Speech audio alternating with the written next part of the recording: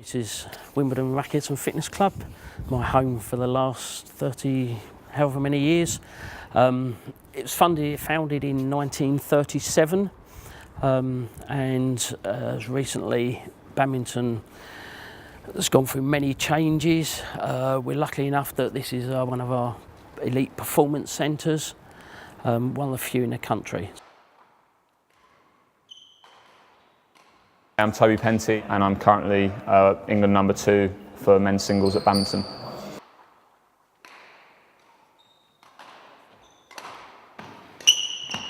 It's like a second home to me really, so I started coming here when I was 12, just on a Saturday afternoon, just training with some other younger players, and then kind of started having more private sessions, training in more group junior sessions, and like a lot of my friends and a lot of growing up has been here. Like, I can picture myself as a little lad, and now I'm still here at the age of 26, so it's been quite a long journey, and like Wimbledon in general is like a second home to me. I probably spend more time here than I actually do at home.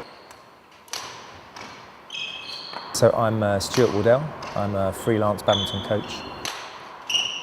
I came here, I was actually spotted in school when I was 15, 16, about 15, playing tennis, and there was a member of the club that was my French teacher, and he brought a lot of the kids down to play badminton here.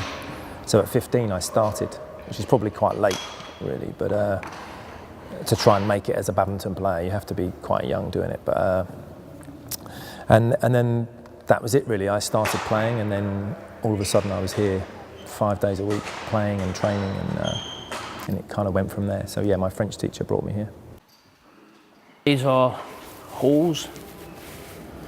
Badminton started here, as I said, 80 years ago. Throughout the years we've been fortunate enough to have players from every standard, from total beginners all the way up to world champions. We've had players that have actually moved to Wimbledon to train and play. Notable players, Morton Frost, who was multi-world champion, won the All England for years, promoted by Carlsberg. Used to have t-shirts with probably the best badminton player in the world when Carlsberg were doing their adverts. So it's quite nice. We've all managed to nick a few off him along the way, so it's lovely. We have a nice honours board here that shows our club championships and the tournaments.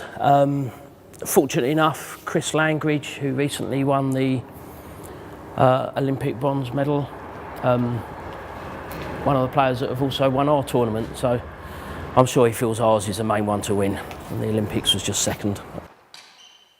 Call it the new hall, although it's probably 25 years ago this was built, and it was built to try and encourage the top players down and to try and encourage some major tournaments. We've got now the Wimbledon Gold sanctioned, which is one of the top 2 or 3 tournaments in the UK at the moment. Has some massive ranking points for the players, so we get a lot of good players wanting to come and play this. Yeah, I mean, it is a long journey. I mean, initially, for example, with people like Toby, he came in when he was 16, and within a year we'd got him to be an England player, and he'd won all the top tournaments as he was coming through. But that's quite unique. Normally it takes a while. It takes a good 2-3 years for players if they're doing the detail, doing the time and the work to getting from the different stages, from club to county, county to England, and then England to international and so forth. So. Some lighting put in, so I need to wave to get the lights on. So this is our new hall. Quite a lot of money was spent on the lighting, to give specialised lightings for players so that they can see the shuttle at all times. Side lights are an unusual angle for lights, and up lights so that you can get the best view of the shuttle at all times. It's a nice hall, a little bit cold during the winter, but most players, singles players especially, prefer to play up here because you've got the extra height to hit it.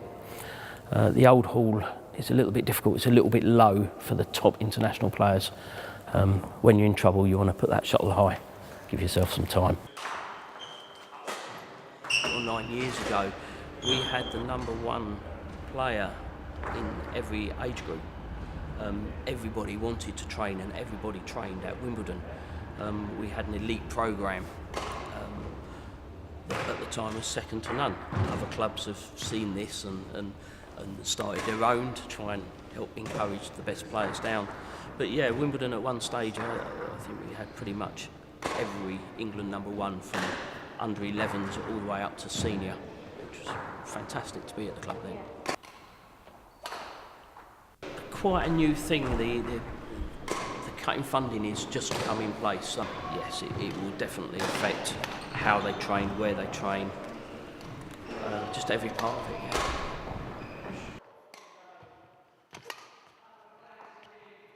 The overall amount of money they put into one player was around £50,000, and that includes tournaments, travel, training. So it was a massive change. The squad was 25 players, and after the funding got cut to 12. So when I came back here, I went from having all that support to literally nothing.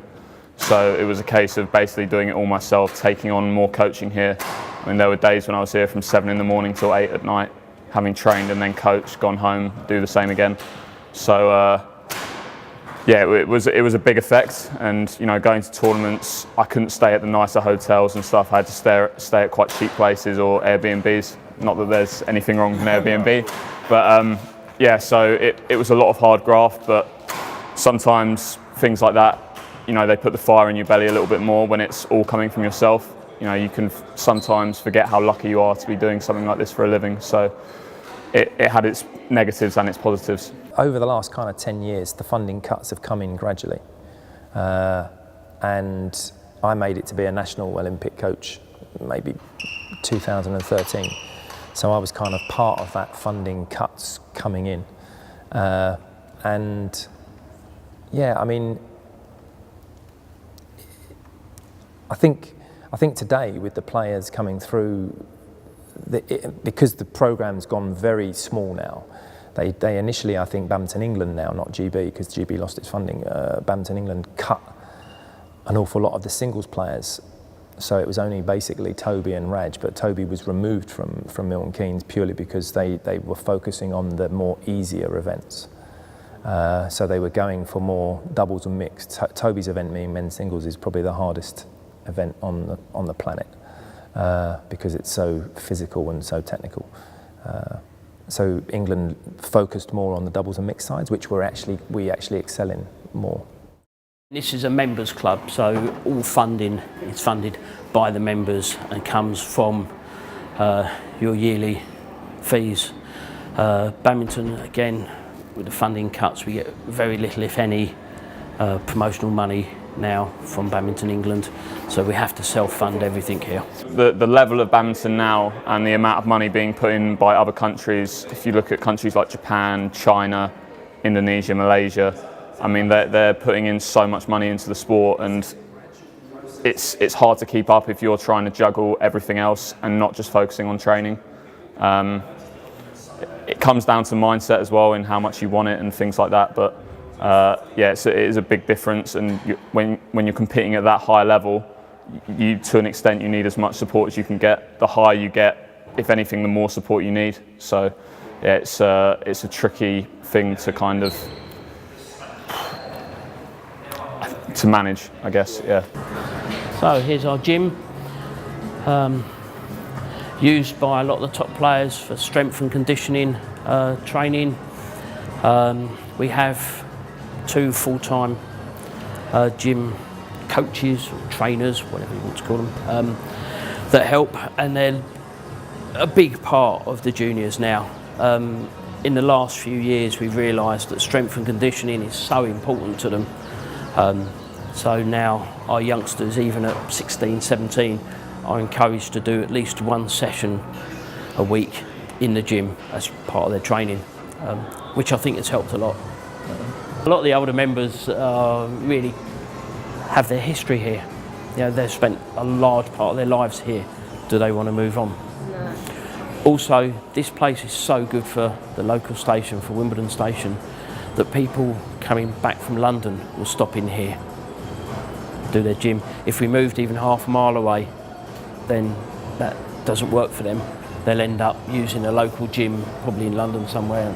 So we lose that commuters coming in. Third option is we develop ourselves. We can, over a period of years, we can knock down the new hall, use these 4 courts, build flats. It's about 100 flats on this site that you can get. We could build flats and our own badminton courts underneath it and have the best of both worlds. There's an awful lot of investment needed there. So.